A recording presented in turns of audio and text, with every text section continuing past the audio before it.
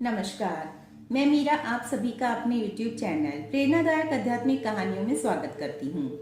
आज मैं आपको एक ऐसी कहानी सुनाने जा रही हूँ जो भगवान बुद्ध ने अपने शिष्यों को सुनाई थी। एक बार भगवान बुद्ध के एक शिष्य ने उनसे पूछा कि भंते, आप विचारों की शुद्धता और फिर विचार शून्य होने पर इतना जोर क्यों देते हैं? आखिर विचारों का महत्व क्या है?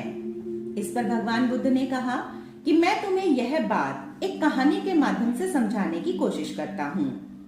तो उन्होंने अपनी कहानी शुरू की और कहा कि एक बार एक राजा अपने हाथी पर सवार होकर नगर भ्रमण के लिए निकला। जब वह चंदन की लकड़ियों की एक दुकान के सामने से गुजर रहा था तो राजा की नजर उसके दुकानदार पर पड़ी। दुकानदार को देखते ही राजा के मन में विचार आया कि इस आदमी को तो मृत्यु दंड दे देना चाहिए। राजा ने अपने मंत्री से जो उनके साथ ही चल रहा था उससे भी कहा कि इस दुकानदार को, इस आदमी को तो मृत्यु दंड दे देना चाहिए। राजा की बात सुनकर मंत्री बड़ा चौंका, क्योंकि मंत्री तो जानता था कि राजा बड़े ही दयालु स्वभाव के हैं, वे बड़े प्रजापालक हैं। आज ये इन्होंने कैसी बात कह दी? ये तो इस दुकानदार को जानते तक नहीं है, फिर इसके बारे में इनके मन में इतने नकारात्मक विचार कैसे आए? अगले ही दिन मंत्री उस दुकानदार के पास भेष बदलकर पहुंच गया। वहां जाकर मंत्री ने दुकानदार से कहा कि कुछ लकड़ियां दिखाओ, मुझे लकड़ियां खरीदनी हैं। मंत्री को कहाँ लकड़ियां वकड़ियां खरीदनी थी, वह तो यह पता लगाने गया था कि आखिर यहाँ चल क्या रहा है। इस दुकानदार के प्रति राजा के मन में इतने नकारात्मक विचार आखिर क्यों आए? तो मंत्री लकड़ियां खरीदने का नाटक करता रहा और उस दुकानदार से घनिष्ठता बढ़ाता चला गया। बातों बातों में मंत्री ने दुकानदार से पूछा, और भाई, तुम्हारा व्यवसाय, तुम्हारी दुकानदारी कैसी चल रही है? इस पर दुकानदार ने कहा कि क्या खाक दुकानदारी चल रही है? लोग आते हैं, लकड़ियां देखते हैं, उन्हें सूंघते हैं और फिर बिना खरीदे ही चले जाते हैं। महीनों बीत गए, एक भी लकड़ी नहीं बिकी। अब तो भूखों मरने की नौबत आ गई है।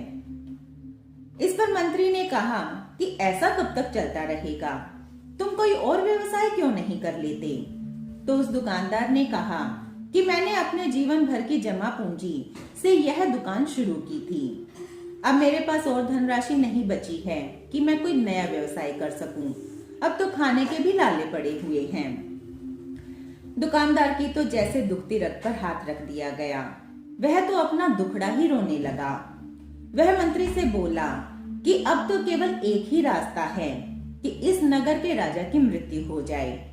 उनकी अंत्येष्टि तो चंदन की लकड़ियों से ही होगी। तब मेरी सारी लकड़ियां बिक जाएंगी, क्योंकि यहाँ आसपास मेरे अलावा चंदन की लकड़ियां और कोई बेचता ही नहीं है। अब तो मैं यही कामना करता रहता हूँ कि शीघ्र अतिशीघ्र इस नगर के राजा की मृत्यु हो जाए। यह बात सुनकर मंत्री के तो मस्तिष्क में जैसे बिजली सी कौंध गई। अब मंत्री को सब कुछ शीशे की तरह साफ नजर आ रहा था। उसे पता चल गया था कि यह सब इस दुकानदार के विचारों का ही प्रभाव है कि जो राजा के मन में इसके प्रति इतने नकारात्मक विचार आए। यहाँ सब प्रतिध्वनित होता है। हम अपने विचारों से ही अपना स्वर्ग या अपने नर्क का निर्माण करते हैं। बड़ा गहरा प्रभाव है हमारे विचारों का, हमारी सोच का। इन्हीं से हमारी परिस्थितियों का निर्धारण होता है। तो मंत्री ने उस दुकानदार से कुछ लकड़ियां खरीदी और उसे उचित मूल्य दिया। अगले ही दिन मंत्री ने वही लकड़ियां एक आदमी के हाथों राजा को भेंट स्वरूप भेजी। उस आदमी ने राजा से जाकर कहा कि हे राजन, ये लकड़ियां उसी चंदन के व्यापारी ने आपके लिए भेजी हैं। राजा ने उन लकड़ियों को देखा, उन्हें सूंघा। वे उत्तम श्रेणी की चंदन की लकड़ियां थीं। उनकी खुशबू से राजा का अंतरतम महक उठा। राजा बड़ा प्रसन्न था, परंतु अगले ही क्षण राजा को गहरी आत्मग्लानि का एहसास हुआ।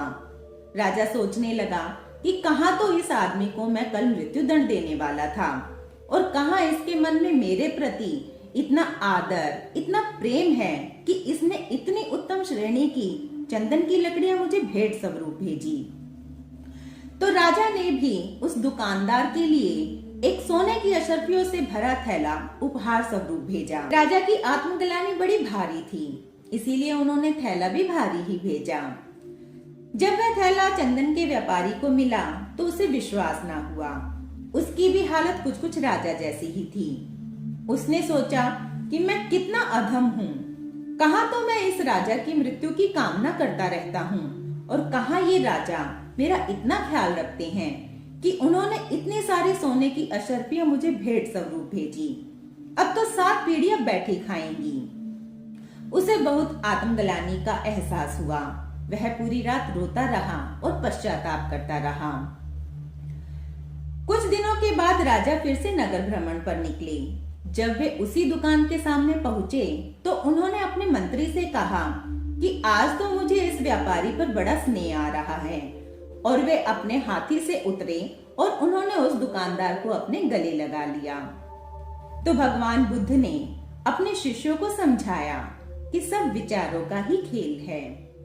आज के लिए बस